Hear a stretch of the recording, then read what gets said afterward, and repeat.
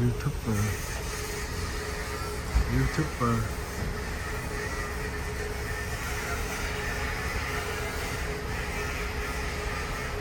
Em thấy chiếc tàu kia không?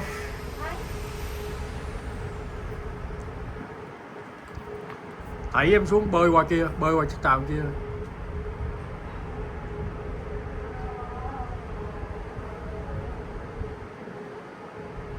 Hùng vĩ luôn ha. Lạnh mà đau đầu luôn á trời. Cái nón đâu xong đội vô. Mẹ có đội rồi đem phòng. Đem phòng đó, ghé phòng lấy.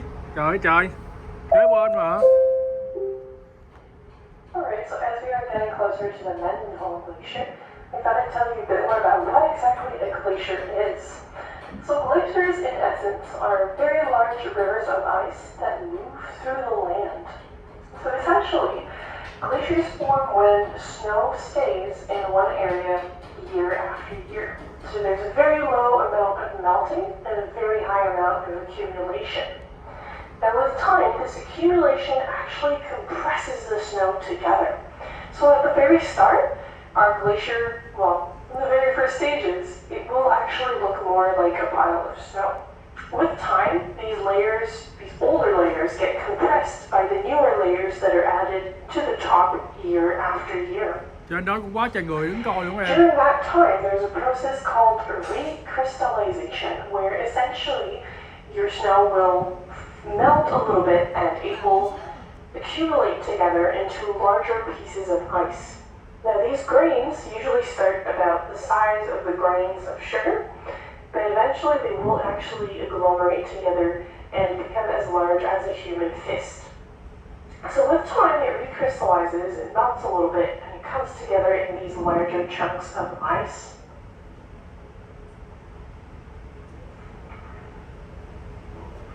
With compression, we've also got the expulsion of air bubbles as well.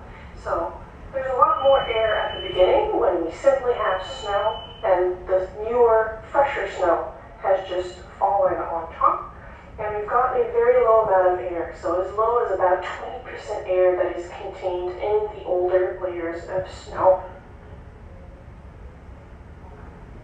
Now I did mention it was a moving river of ice. So these glaciers don't actually just stay in one place.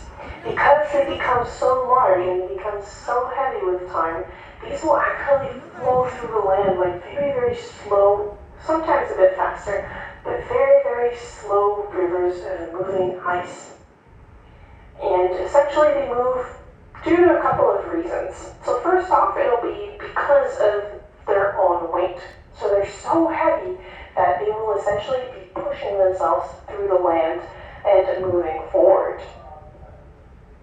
Sometimes it's also because we've got the lower layer, so underneath, closer to the soil and the underlying terrain, it will actually melt a lot faster than the top. And that can also cause the glacier to move faster and forward into the land. Finally, our glacier can also move due to the fact that there might be boulders and some kinds of terrain that might be slipping underneath the glacier itself. So that will essentially help it tumble forward, downward into the land itself. While a glacier moves forward into the land, it is also accumulating sediments and very large boulders and other pieces of rock and soil, which will essentially help work like sandpaper. So as our glacier moves forward and downward into the land, it will also scrape the land with all of the rocks and the soil that it has accumulated. This is why we've got all of these really large fjords, because back during the Ice Age, we actually had all of these glaciers that were covering the areas we are currently cruising through. And with time, certain parts actually melted faster than they could accumulate. So the glacier couldn't really keep up. And eventually, all of these areas were flooded with seawater. And this is why we're able to cruise through all of that. So our glaciers are actually really